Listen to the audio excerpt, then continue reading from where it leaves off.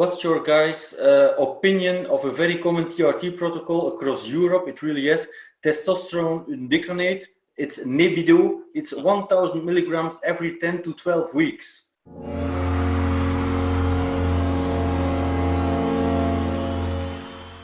I hate it. I hate it.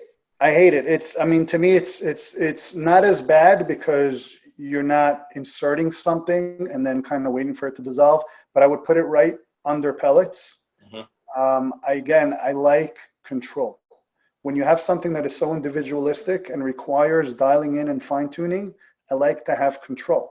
And when we eliminate the frequency, which is essentially 50% of our control mechanism of therapy, we are giving up a very important factor of our control.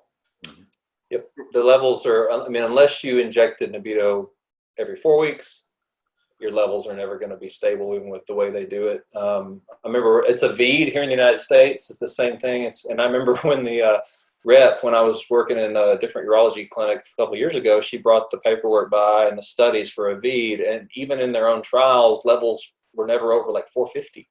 Like, how many guys do you know that get symptom relief when their levels are at 450? But they're normal, Jordan. They're normal now. Yeah, and yet they're having to get this injection in the office because it's such a large amount of oil, so they got to worry about oil embolism, right? So the doctor gets to charge for giving the injection. It's just another way to make money. I mean, testosterone is cheap with injections. Even creams are cheap compared to this crap. Drives me nuts. Hey, thank you for watching, and do this next. Watch one of these videos to learn a ton more about hormone optimization.